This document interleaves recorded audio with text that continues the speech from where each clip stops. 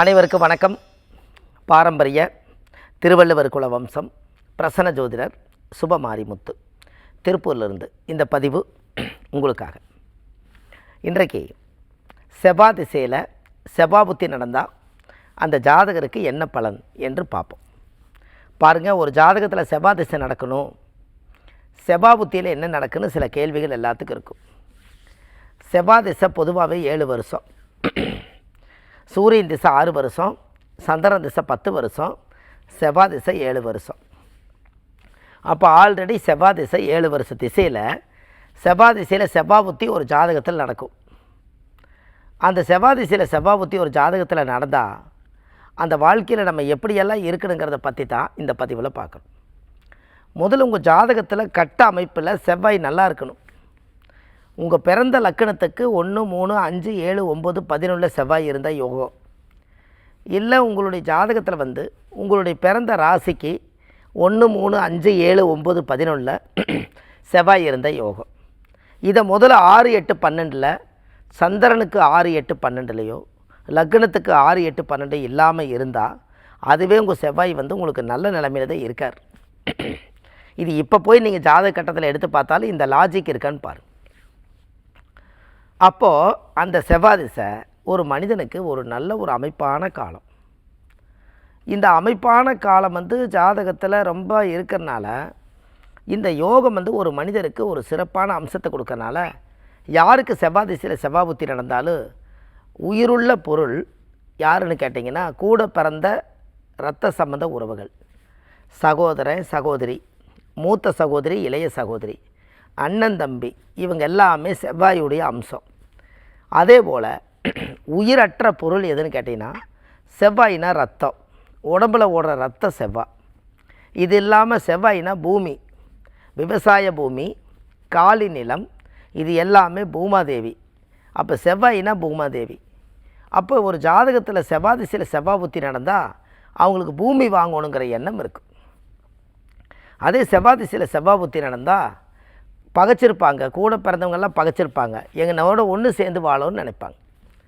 அப்போ அதே போல் செவ்வாய் என்பது ஒரு நல்ல ஒரு கனரக வாகனம், ஒரு வண்டி வாகனங்களை வாங்கி நம்ம பெருசாக வாடகைக்கு விட்டு சம்பாரித்து அது மூலிமா வளரணும்னு நினைக்கிறது செவ்வாய். ஒரு ஜாதகத்தில் செவ்வாய் நல்லா ஸ்ட்ராங்காக இருந்துட்டால் அவங்கக்கிட்ட இருக்கக்கூடிய போல்டஸ் ரொம்ப பவர்ஃபுல்லாக இருக்கும். எந்த காரியத்தையுமே துணிஞ்சு செஞ்சு அந்த காரியத்தை ஜெயிக்கணும்னு நினச்சிக்கிட்டு ரொம்ப அதிவேகமாக போவாங்க. இருக்கிறதுலையே செவ்வாய் யாருன்னு கேட்டிங்கன்னா படை தளபதி.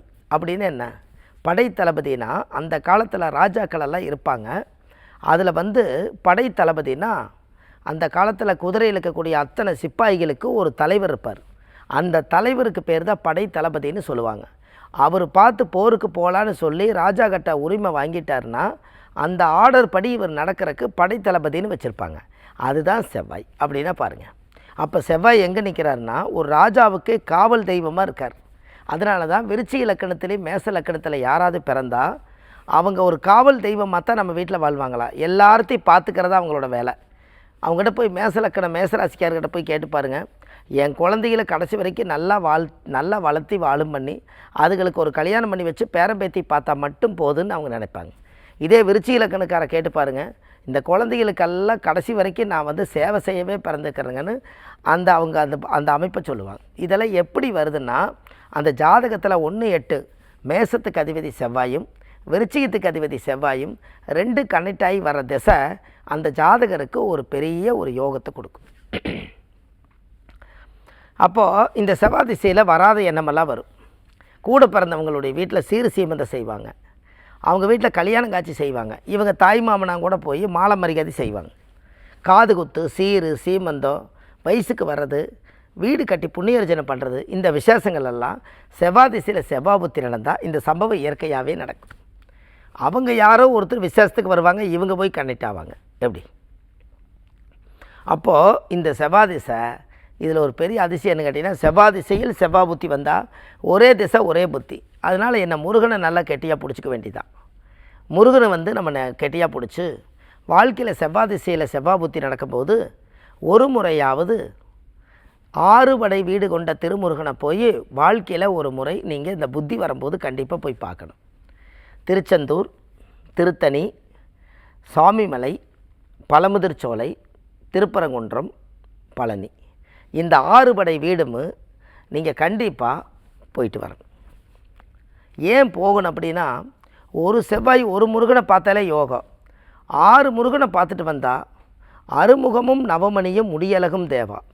அதனால தான் அந்த காலத்தில் 6 முகத்தை சுருக்கி அறுமுகமும் நவமணியும் முடியழகும் தேவா. அந்த 6 முகத்தையும் போய் பார்த்துட்டு வந்தால் உங்களோட 7வது முகம் சிறப்படையுமா அப்படின்னா பாருங்கள். 6 முகம் உங்களோட முகத்தை சேர்த்துனீங்கன்னா 7வது முகம். 7 ஜென்ம பாவத்தை நீக்கிறக்கு 6 படை வீடு கொண்ட திருமுருகனை வாழ்க்கையில் ஒரு முறை பார்த்தால் 7வது முகம் நீங்களே தான். நீங்கள் தான் போய் 6 முகத்தை பார்த்துட்டு வந்தீங்க. அந்த 6 முகமும் சேர்ந்து பார்த்தது உங்கள் முகத்தை. அதனால் 7வது முகம் நீங்களாக இருக்கனால 7 பிறவி தோஷம் முருகர் வந்து பார்த்தால் நிவர்த்தி ஆகுமா. இது அந்த காலத்தில். அதனால தான் 7 7 வச்சுருக்காங்க. சரிகம பதனிசா 7, சப்த சுரங்கள் 7, சப்த கன்னிமார்கள் 7, வானவில் 7, கிழமைகள் 7, சப்த கன்னிமார்கள் 7, 7 தலைமுறை, 7 21 தலைமுறை, எல்லாமே 7 7 வச்சுருக்காங்க. அப்போ பாருங்கள், இத்தனையுமே எப்படி வச்சாங்கன்னா செவ்வாதிசையே கடைசியில் 7 தான். இது எல்லாம் இன்றைக்கி இந்த பதிவில் உங்களுக்கு நம்ம சொல்லிட்டோம்னா இவ்வளவு விஷயங்கள் இதுக்குள்ளே இருக்குதான்னு உங்களுக்குள்ளே ஒரு ஆராய்ச்சி பண்ணி ஒரு முறையாவது அவர் ஜோசியம் பார்த்து சாதகம் பார்த்து சொல்லியிருக்காங்க. செவ்வாதிசையில் செவ்வாய் புத்தி நடந்தால் 6 வடை வீட்டுக்கும் போயிட்டு வாங்க அப்படி சொல்லியிருக்காங்க. நம்மளும் ஒரு நாள் வந்து டயத்தை வந்து ஒதுக்கி வச்சுட்டு நீங்களும் செவ்வாய்க்கிழமை அன்னைக்கு ஃபஸ்ட்டு முருகனை ஸ்டார்ட் பண்ணி 6 வடை வீடு முடிச்சுட்டு அடுத்த செவ்வாய்க்கிழமை அன்னைக்கு ஒரு நாளைக்கு ஒரு வீடு போனாலும் 6 நாளைக்கு 6 வீடு 6 வடை வீடு போயிட்டு வந்துடுவீங்க. அதே செவ்வாய்க்கிழமை அன்னைக்கு ஒரு முருகன் கோயிலுக்கு போயிட்டு 6 வடை வீடு முடிச்சுட்டு அதே செவ்வாய்க்கிழமை அன்னைக்கு வீட்டில் 6 வடை வீட்டுக்கு 6 தீபமும் உங்களுடைய குடும்ப நன்மைக்கு ஒரு தீபம் சேர்த்து 7 விளக்க போடுங்க.